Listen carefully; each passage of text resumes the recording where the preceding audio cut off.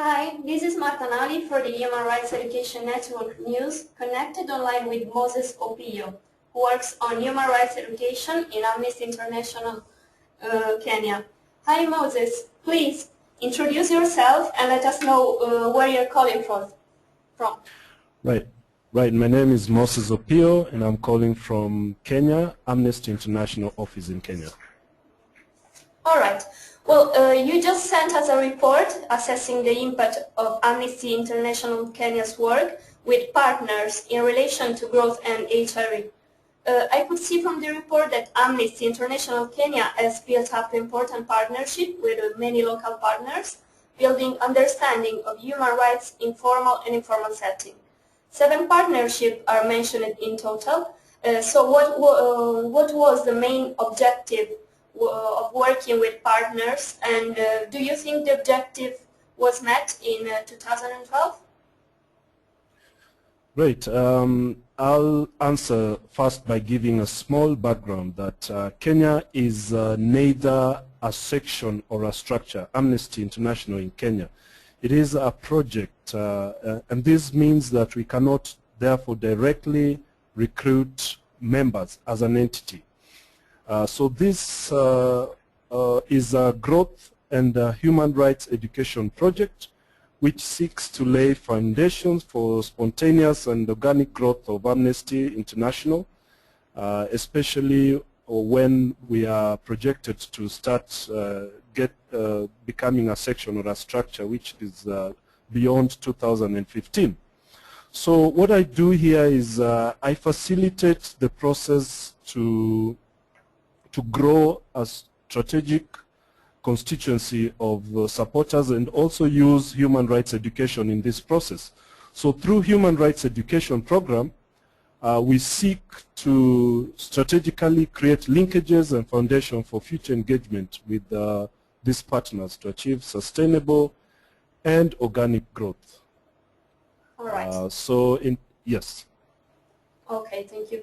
Well, is there any aspect of working in partnerships for human rights education that particularly stands out to you and that had a strong or successful impact? And what was the most challenging aspect of building partnership around human rights education and growth? Great. We have been working as a unit through partnerships because we don't have members as a unit. So I think the fact that the networks and the partners that we have built and worked with are increasingly taking a life of their own, and that, for example, the human rights clubs that we have formed, some of them have adopted the Amnesty name. And which that was not one of our ideas at the beginning, because when we were setting up the clubs, they were just supposed to be called human rights clubs, but they decided to call themselves Amnesty clubs. I think that is a real nice thing for us. Something challenging about partnerships is that as we are moving on, the partnerships are growing, and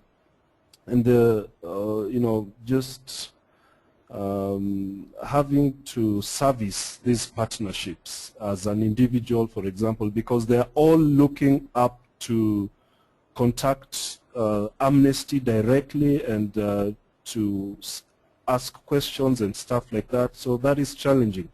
The other thing is human rights education materials. We don't have a lot to distribute to these partnerships, and especially the young students in high school. So that is an aspect that has been challenging in the partnerships and the growth. Yeah. Well, the report makes recommendations for each partnership you work with. What would you recommend to our network as the most important aspects to consider when building partnership for human rights education? Well, what I would recommend is make contacts as you're building the partnerships. but do not over-prescribe. Many a times we go out there and over-prescribe in situations that you need to let the network have its own priorities, and then you can choose which of those priorities complement your purposes for partnership. Otherwise, you can come in with an amnesty agenda, and an amnesty agenda could have a short life in as far as the network priorities are concerned. So always let them walk their own walk without restricting them into amnesty agendas and themes. Yeah. Well, Taylor Longva recently visited you to see Amnesty International Kenya's human rights education work, and she mentioned a project where schools are developing students' exchanges between schools in very different settings, involving pupils in slums, private schools, and so on. Well, could you tell us a bit more about this project? Great. As a human rights education project, one of the things we set out to do is to create human rights clubs across schools in Kenya. But beyond that, we also targeted schools in slums. So we have undertaken to link slum schools and non-slum schools.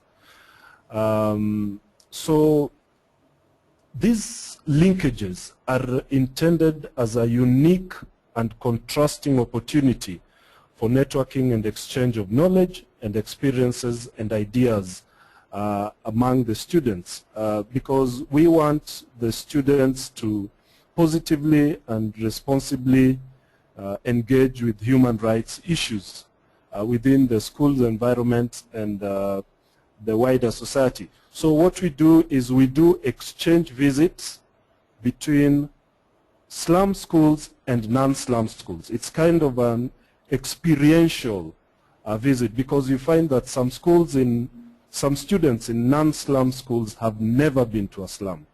And many a times the students in slum schools have never been to a non-slum school, and especially the ones we have chosen to work with. The non-slum schools are high-performing schools, so the kind of schools any student in Kenya looks up to attend. So the exchange visits that we do involve presentations from students. The students tour the schools. We undertake debate forums between the schools, Yeah. So that's the kind of thing we do. In 2012, we facilitated 3 such exchange visits between schools. 2 of these visits involved only 2 schools. But we organized a 3rd visit which involved 12 slum schools visiting 1 non-slum school. Yeah. All right. Well, that's very interesting. So thank you very much, Moses, for your time, and thanks for engaging with the network and letting us know more about Amnesty International Kenya's human rights education work. Thank you very much. Great. Thank you too, Mata.